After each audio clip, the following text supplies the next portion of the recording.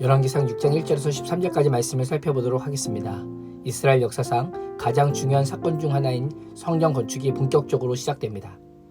열왕기 기자는 솔로몬이 이스라엘 왕이 된 지 4년, 이스라엘 자손이 애굽 땅에서 나온 지 480년 만에 성전 건축을 하기를 시작하였음을 밝히므로 성전 건축을 출애굽 사건과 연결시키고 있습니다.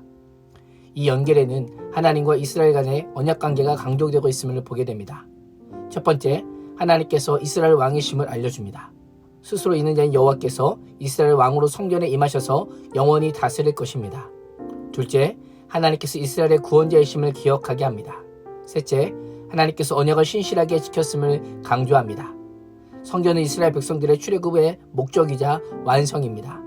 하나님께서 모세를 통해 애굽 왕 바로에게 여러 번 내 백성을 보내라, 그들이 나를 섬길 것이라 라고 말씀하셨습니다.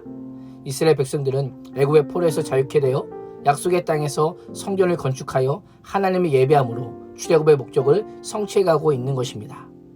약속의 땅에 하나님의 임재를 상징하는 고정된 초소인 성전이 세워지므로 광야 이동식 성막을 완성하는 것이요, 아브라함에게 주신 하나님 나라의 언약을 성취하는 것이요, 약속의 땅 가나안이 이스라엘의 소유가 되었음을 분명하게 보여주고 있습니다. 네 번째로 이스라엘은 하나님의 언약 백성으로 하나님의 말씀에 순종해야 함을 의미합니다. 하나님께서는 하나님의 백성들이 더 이상 요란하지 않고 정착하여 살기를 원하십니다. 대세상 나라가 되기를 원하시는 하나님의 원대한 계획과 비전이 성전 건축에 담겨져 있는 것입니다. 그래서 성전 건축은 건물 지음이 아닌 하나님 나라의 목적을 이루는 사역인 것입니다. 하나님께서 죄의 종로를 타는 우리를 죄와 죽음에서 건져내신 이유가 무엇입니까? 하나님을 예배하는 자가 되게 하기 위함입니다. 우리가 하나님의 성전인 것과 하나님의 성령이 우리 안에 거하심으로 구원받은 삶의 기쁨과 감사와 찬양이 무엇인지 알게 하기 위함입니다. 우리의 모습은 어떠합니까? 하나님의 예배하며 사는 삶이 행복하십니까? 우리를 죄와 죽음에서 구원하신 하나님의 은혜가 날마다 샘솟듯 솟아나고 있습니까? 성전 건축의 목적은 건축 자체가 아니라 하나님을 예배하기 위함임을 우리는 반드시 기억해야 합니다. 2절에서 10절은 성전의 구조와 규격 및 외부 공사를 소개합니다. 성전 내부는 가로 60규빗 27m, 세로 20규빗 9m, 높이 30규빗 13.7m입니다. 사실 성전의 규모는 주변 나라의 성전에 비하면 턱없이 작고 초라할 정도입니다. 오늘날 교회 건물의 크기에 비교하면 상대적으로 작게 보일 수 있습니다.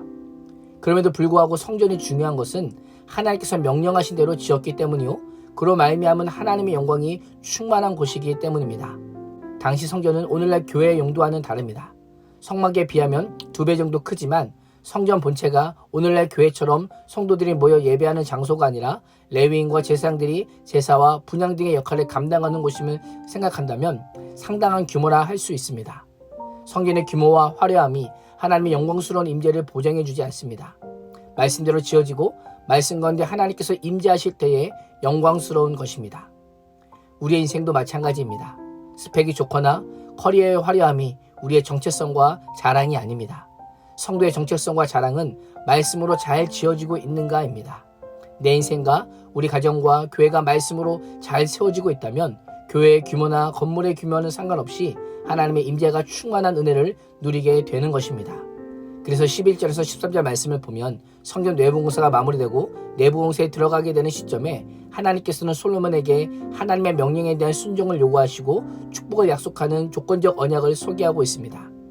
조건절에는 하나님의 명령에 대한 순종이 세 문장으로 반복 강조되고 있음을 보게 됩니다. 첫째, 내가 만일 내 법도를 따르면. 두 번째, 내가 나의 율례를 행하면. 세 번째, 내가 나의 모든 계명들을 행하기 위해 지키면이라고 말씀하고 있습니다. 이에 따른 하나님의 약속도 세 문장으로 언급합니다. 첫째, 솔로몬이 하나님께 순종하면 하나님께서는 다윗에게 한 약속을 솔로몬에게 확실히 이뤄주실 것이다 라고 말씀합니다. 다윗 왕조의 존속 여부가 하나님께 대한 순종 여부에 달려있다라고 말씀하고 있는 것입니다. 두 번째, 하나님께서 이스라엘 자손 중에 거하실 것이다 라고 말씀합니다. 솔로몬의 말씀에 순종할 때 솔로몬은 물론이거니와 이스라엘 온 백성이 그 복을 누리게 하시겠다라고 약속하고 계십니다. 셋째, 하나님께서 내 백성 이스라엘을 버리지 않으시겠다라고 약속하십니다. 하나님의 말씀에 순종하면 하나님께서는 절대로 우리를 떠나시거나 우리를 버리시는 분이 아니십니다. 하나님의 세 가지 약속과 복은 솔로몬이 하나님의 계명과 말씀에 순종할 때 주어지는 복입니다. 하나님께서는 솔로몬에게 성전이라는 건물보다 하나님의 법도와 율례와 계명을 행하고 순종할 것을 명령하십니다. 왜 그럴까요? 성전 자체가 이스라엘 백성의 안전이나 구원을 무조건적으로 담보해주지 않기 때문입니다. 하나님께서는 성전을 도구하는 것을 매우 경계하십니다. 오늘날로 말하면 교회 자체가 우리의 평안과 안전과 구원을 자동적으로 보장하는 것이 아니라는 의미입니다.